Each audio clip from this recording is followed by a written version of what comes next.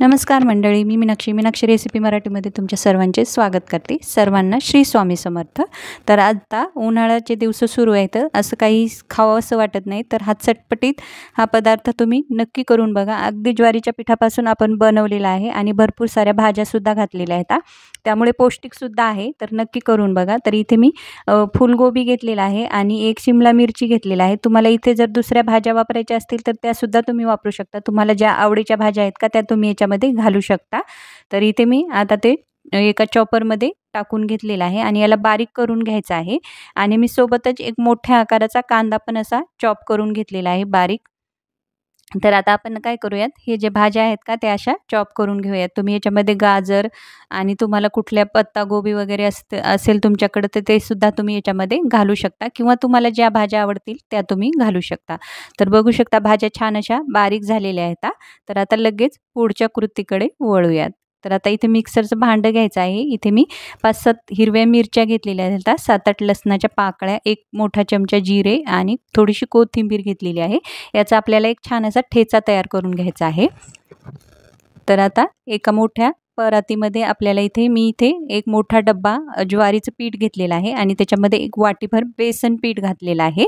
तर आता याच्यामध्ये मी 1 चमचाभर आमचूर पावडर घातलेला आहे. तर तुम्ही याऐवजी चाट मसालासुद्धा घालू शकता.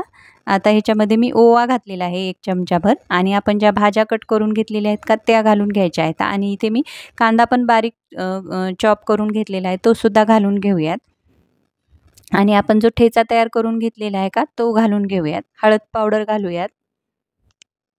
तर इथे पण तुम्हाला कोणत्या मसाले आवडत असतील तर ते सुद्धा घालू शकता तुम्ही. इथे मी लाल तिखट घातलेले आहे, चवीनुसार मीठ घालायचं आहे आणि इथे मोठे 2 चमचे मी इथे तीळ घातलेले आहेत. सर्व जिन्नस आपल्याला व्यवस्थित असे एकजीव करून घ्यायचे आहेत पिठामध्ये. अगदी पचायला सुद्धा हलकं फुलकं हे पदार्थ आहे, हा पदार्थ आहे. रात्रीच्या जेवणामध्ये सुद्धा तुम्ही बनवू शकता किंवा सकाळच्या नाश्त्याला सुद्धा बनवू शकता. मस्त असा पौष्टिक हा पदार्थ आहे. मुलं भाज्या खात नाही तर तुम्ही या पद्धतीने मस्त अशा मुलांना भाज्यासुद्धा खाऊ घालू शकता. तर आता आपल्याला काय करायचं आहे, थोडं हाताला सोसवल का मी असं पाणी कोमट करून घेतलेलं आहे आणि त्याने हे पीठ मळून घ्यायचं आहे. कारण आपण ज्वारीच्या पिठाचा वापर केलेला आहे. इथे अगदी आपल्याला गव्हाच्या पिठाचा आपण अजिबात वापर केलेला नाही, त्यामुळे मी इथे थोडंसं कोमट पाणी घेतलेलं आहे. तर तुम्ही कोमट पाणीसुद्धा बघू शकता, अगदी हाताला शोषवत आहे. अगदी एकदम कडकडीत पाणी मी घेतलेलं नाही. तर आता याचा घट्टसर गोळा मळून घ्यायचा आहे. जर तुम्हाला अगोदर जर तुम्हाला सकाळी जर हे थालीपीठ करायचे असतील तर तुम्ही रात्री पिठामध्ये नुसतं भाज्या ते मिसळून ठेवू शकता आणि सकाळी ते पटकन मळून त्याचे थालीपीठ करू शकता. तर आता आपण हे लाटून घेऊयात. तर तुम्ही हे थापून सुद्धा करू शकता, पण मी हे सोप्या पद्धतीने अगदी लाटून करत आहे. तर थोडंसं पीठ लावून घ्यायचं आहे आणि मस्त असे आपल्याला हे थालीपीठं लाटून घ्यायचे आहेत. तुम्ही थोडंसं सैलसर पीठ करून ह्याचे कपड्यावर थापून सुद्धा हे थालीपीठ तयार करून घेऊ शकता. तर आता आपल्याला हे छान असं लाटून घ्यायचं आहे. मी गॅसवर बाजूला तावासुद्धा गरम करायला ठेवलेला आहे. तर बघू शकता लाटताना कुठेही आपला जो थालीपीठ आहे का जो कुठेही फाटत नाही, तुटत नाही. तर ह्या पद्धतीने तुम्ही करून घेऊ शकता. तर तुम्हाला एकदम असं गोल गरगरीत हवा असेल तर तुम्ही एखाद्या प्लेटच्या साहाय्याने सुद्धा कट करून घेऊ शकता. तर मी असं हाताने बाजूनी थोडंसं उला गेलेले आहेत का ते व्यवस्थित करून घेते. तुम्ही बघू शकता ज्वारीचं पीठ असून सुद्धा आपल्या कडा जे आहेत का अगदी उला गेलेल्या नाहीत. व्यवस्थित असा आपला थालीपीठ लाटून झालेला आहे. व्यवस्थित मस्त असा हा लागतो आणि पचायला सुद्धा हलका-फुलका आहे. कारण आपण ज्वारीच्या पिठापासून बनवलेला आहे. अगदी त्याच्यामध्ये 1 चमचाभर सुद्धा आपण इथे गव्हाच्या पिठाचा वापर केलेला नाही किंवा दुसरे कोणतेही पीठ याच्यामध्ये घातलेले नाही. तर अगदी बेसन पीठ सोडलं तर.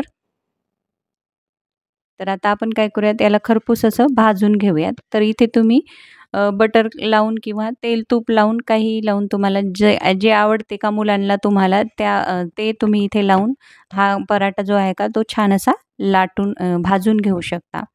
तर मी इथे थोडंसं बटर घेतलेलं आहे. आता याला छान असं खरपूस होईपर्यंत भाजून घेऊयात आणि अगदी मऊसूद असे हे थालीपीठ तयार होतात. कारण हे ज्वारीच्या पिठापासून केलेले आहेत आणि वातड होत नाही. तर हे जास्त वेळ राहिले तरी हे अजिबात चिवट वगैरे होत नाहीत.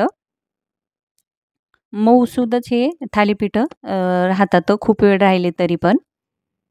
तर आता आपण हे एक-एक करून असेच लाटून आणि थापून भाजून घेऊयात.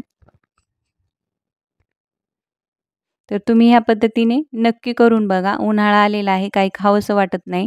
अगदी भाज्या वगैरे कोणती भाजी खावं वाटत नाही, तर ह्या पद्धतीने थालीपीठ नक्की करून बघा. आणि तुम्हाला ही थालीपीठची रेसिपी कशी वाटली मला कमेंटमध्ये नक्की सांगा. आणि व्हिडिओ आवडला तर व्हिडिओला लाईक करा, शेअर करा, चॅनलला सबस्क्राईब पण नक्की करा आणि तुमच्या मैत्रिणीसोबत हा व्हिडिओ जास्तीत जास्त शेअर करा. तर मग भेटूयात अशाच एका नवीन रेसिपीमध्ये. तोपर्यंत धन्यवाद.